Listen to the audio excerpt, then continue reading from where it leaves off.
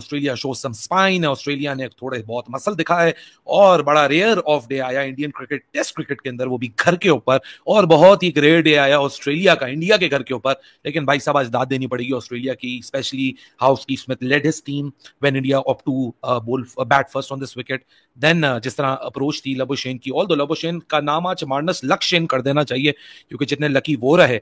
दूसरी तरफ उस्मान ख्वाजा बड़ी ग्रिटी फाइट बैक की, डेटा एनालिसिस करेंगे। इंडिया की लीड एक ऐसी पोजीशन पे आ चुकी है जिस पॉइंट ऑफ व्यू से इंडिया ने बैट फर्स्ट किया है, 47 रन से लीड कर रहा है ऑस्ट्रेलिया, जो कि खतरे की घंटी है। लेकिन मुझे लगता है कि आज इंडिया को वही सोच अपनानी पड़ेगी जो कि दिल्ली में अपनाई थी सेकंड डे के ऊपर, सेकंड टेस्ट मैच के, जब ट्रेविस हेड यही इसी तरह स्पिनर्स फुल डिलीवरियां डाल रहे थे और वो रन्स खा रहे थे, इनकंसिस्टेंट लाइन और लेंथ थी। लेकिन जब ये लोग गए और फिर अगली सुबह आए तो एक नया किस्म का बॉलिंग अटैक आया जिसने 8 विकेटें सिर्फ महज 28 रन देके दे दी। आज उसी तरीके का ब्रेनस्टॉर्मिंग और उसी तरीके का होमवर्क रिक्वायर्ड होगा जो कि दिल्ली में हुआ था और तीसरे दिन का सुबह का आगाज बिल्कुल बदलाव हुआ था। तो उसी तरह की अप्रोच कल चाहिए होगी पहले सेशन के अंदर, जहां इंडिया बिल्कुल हावी चढ़ के ऑस्ट्रेलिया के ऊपर आए और जल्द अज जल्द ऑस्ट्रेलिया की 6 विकेटें लें। इंडिया को फर्स्ट इनिंग्स की बैटिंग को साइड में रख के इंडिया को अब ये गेम तीसरी इनिंग्स वर्सेस चौथी इनिंग्स का बनाना पड़ेगा या second innings versus third innings करना पड़ेगा, क्योंकि अब जितने रन ऑस्ट्रेलिया यहां पुटअप करेगा इंडिया को उससे ज्यादा रन पुटअप करने होंगे तीसरी इनिंग्स में to have a decent lead in their hands to put Australia in trouble. क्योंकि जिस तरह ये पिच खेल रही है,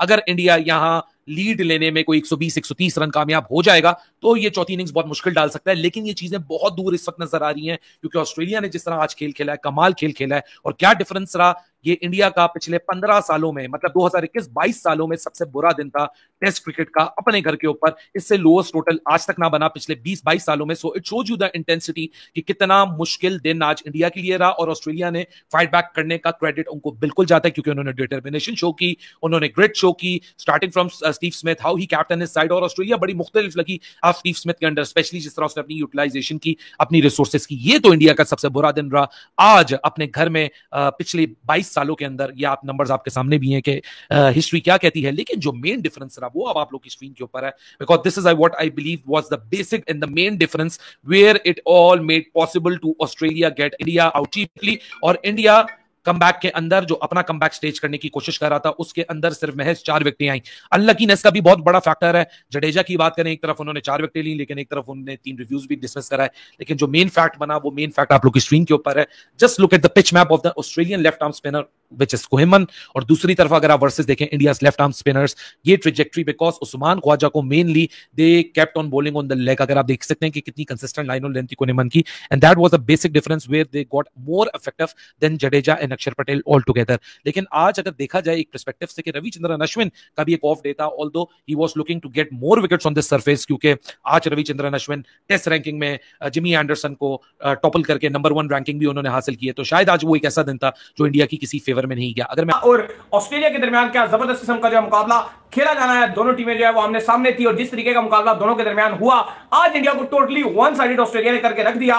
109 रन पर इंडिया को ऑल आउट कर दिया ऑस्ट्रेलिया ने। एक टाइम पर जब शुरू में मैच शुरू हुआ और ऑस्ट्रेलिया जब दोबारा बैटिंग करने के लिए आया तो जडेजा ने जब दूसरी विकेट उड़ाई और उस पे जो नो बॉल हुआ वहां से इंडिया जो है वो काफी हर्ट हो गया। स्पिनर का नो बॉल करना फिर वाकई आपको हर्ट करेगा क्योंकि वहां पर उन्होंने बोल्ड कर दिया था, लेकिन उसके बाद नो बॉल हुई और फिर अच्छी खासी पार्टनरशिप जो है वो लग गई। वहां से जब पार्टनरशिप गेन होना शुरू हुई उस्मान ख्वाजा और लबुशेन के दरमियान, फिर उस पार्टनरशिप ने इंडिया को ठीक ठाक हर्ट किया क्योंकि अगर वहां से एक पीक टूट जाता तो शायद इंडिया जो है 100 120 30 पर जो इनको पकड़ लेता। लेकिन अभी भी जो है काफी सिचुएशन ऐसी लगती है कि जिस तरह का बॉल स्विंग हो रहा है, मे भी कल इंडिया जो है, क्योंकि जैसे दिन चेंज होता है हालात बदल जाते हैं, वाकयात बदल जाते हैं, इंडिया 200 के आसपास भी जो मुझे लग रहा है कि कहीं ऑस्ट्रेलिया को ऑल आउट कर सकता है। टेंशन रही है ऑस्ट्रेलिया की, स्पेशली खुन्ने मान ने क्या कमाल किस्म की गेंदबाजी की है।